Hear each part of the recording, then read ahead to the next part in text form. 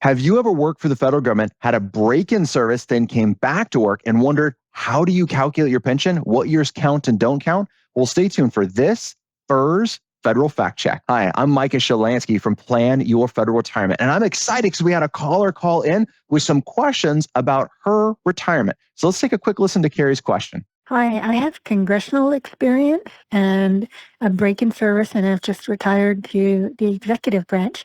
And I was wondering how the High-3 is calculated when I have two different work periods and different multipliers, because congressional service when I was there was a 1.7% multiplier. Anyway, if you could assist, I'd appreciate it. My name is Carrie. Thank you.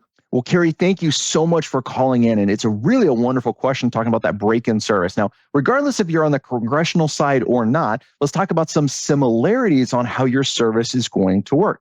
In order to retire, you must have that minimum years of creditable service for retirement. And you got to have those years completely. And that's the years that you're paying into this retirement system.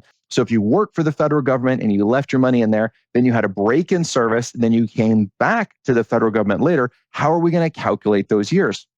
Well, in order to be eligible to retire, let's go under the normal rules, MRA and 30, 60, and 20, 62, and 5. You would just add up your entire years of service without the break. Did you meet one of those requirements? Did you have 30 years of service with your minimum retirement age, 20 years at age 60, or 5 years at age 62? And that's going to determine if you're eligible to retire. And that's the first step. Then, Carrie, the second part of your question was going to be, how are you going to compute that length of service? You have some years at a higher multiple, 1.7%, versus, let's just say 1% to make my math really easy. The way it's going to work is the years that you worked at this 1.7% is that's how they're going to calculate it. So let's say you work 10 years at 1.7%. You're going to get that 10 years at 1.7%, or 17% of your pension will be based on that. Then let's say this other 20 years you worked at 1%. Okay, well, if that's going to be the case, then you're going to get 20 years at 1%, which is 20%. Now, 20% and 17% of what? That's your High-3, which is another part of your question, Carrie. Your High-3 is your highest 36 months of consecutive pay. So the question is, where on this timeline were you paid more or less? So at the end of your career, let's assume you were probably paid more. Great news is that's the High-3 they're going to use to calculate your entire pension.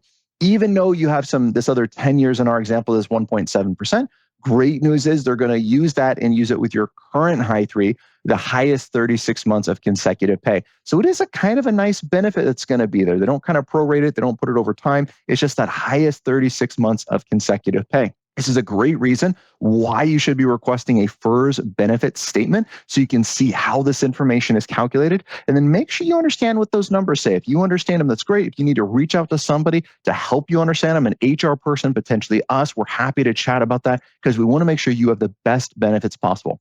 If you have questions about your federal retirement, then give us a call, shoot us a text, let us know about those questions. We would love to answer them. And until next time, happy planning.